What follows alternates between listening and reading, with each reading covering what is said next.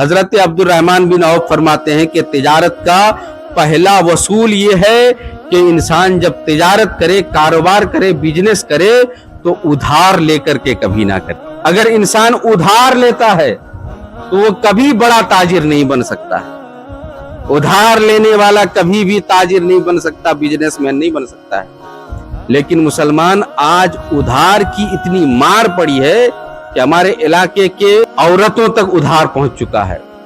Loan کے اوپر loan, یہ لون ختم نہیں ہوتا کہ دوسرا لون۔ نہ زندگی آگے بڑھ پائے گی، نہ کبھی آپ کامیاب ہو پائیں گے، نہ آپ کا معاشرہ سدھرے گا، نہ آپ کے بچوں کے لیے ایجوکیشن کا پیسہ اکٹھا ہوگا۔ بچے جہالت میں زندگی گزاریں گے۔ اگر آپ بچنا چاہتے ہیں تو حضور کے حدیث کے مطابق لون سے نکلیے، ادھار سے باہر جائیے، آپ کی زندگی سدھرتی ہوئی نظر آئے۔ اگر یہ نہیں ہوتا ہے تو قسم خدا کی ہم اپنا نام بدلتے ہوئے نظر آئیں گے۔ حضور کی حدیث ہے کہ ادھار لینے والا کبھی بھی امیر نہیں ہو سکتا ہے۔ ادھار لے کر کے زندگی نہیں گزاری جاتی۔ جب بھی کبھی کسی کی نماز جنازہ حضور پڑھانے کے لیے جاتے تھے، حضور پوچھ لیتے تھے کیا اس شخص کے اوپر کوئی ادھار ہے؟ اگر بولا جاتا تھا کہ ہاں یہ ادھار لے کر کے مرا ہے، انتقال کیے ہیں، تو حضور ان کی نماز جنازہ نہیں پڑھاتے تھے۔ اس لیے کہ حضور فرمایا کرتے تھے، آقا فرمایا کرتے تھے کہ جو بندہ اللہ کا نافرمان ہے، اللہ کا قرض دار ہے، جو بندہ سجدہ نہیں کیا، عبادت نہیں کیا، گناہ کیا، اللہ کا قرض دار ہے، اللہ غفور رحیم ہے، معاف کر دے گا، جنت میں چلا جائے گا۔ لیکن اگر یہ ادھار لے کر کے مرا ہے تو جب تک یہ ادھار نہیں چکتا کرتا ہے تب تک جنت میں نہیں جا سکتا ہے۔ تو کتنی خطرناک بات ہے صاحب کہ ادھار کو حضور نے بھی کتنا ناپسند کیا ہے۔ تو یہ ایک چیز آپ اپنی زندگی میں اتاریے، لون سے بچیے، ادھار سے بچیے، اپنے سماج کو سدھاریے۔ قسم خدا کی یہ فائننس جو ہے مذہب کو بھی ترقی دیتا ہے، عقیدے کو بھی ترقی دیتا ہے۔ جب بھوک لگتی ہے صاحب تو دین دنیا سارا دور ہٹ جاتا ہے۔ انسان کو جب پیٹ کی جلن ہوتی ہے نا تو انسان کے پاس دین دھرم سب ایک طرف ہو جاتا ہے۔ تو پھر آپ کو کرنا کیا ہے؟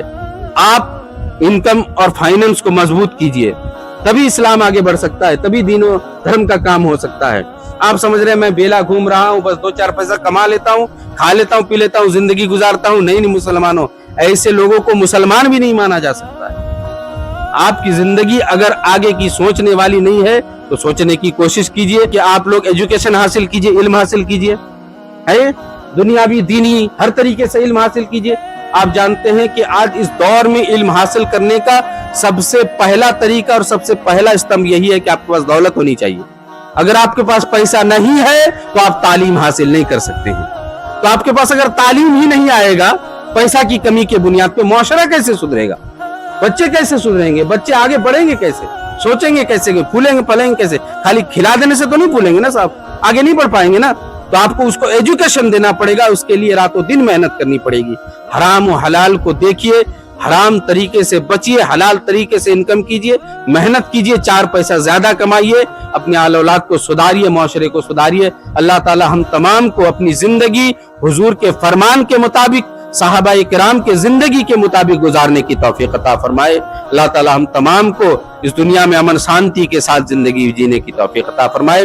آخری بات آپ تمامی حضرات سے گزارش کروں گا، ایک ضروری میٹنگ جو ہے رکھی گئی ہے، جمعہ کی نماز کے بعد آپ تمامی حضرات انتظار کریں، اس میٹنگ میں بیٹھے، بہت ضروری باتیں ہیں، آپ تمامی حضرات کا رہنا بہت ضروری ہے۔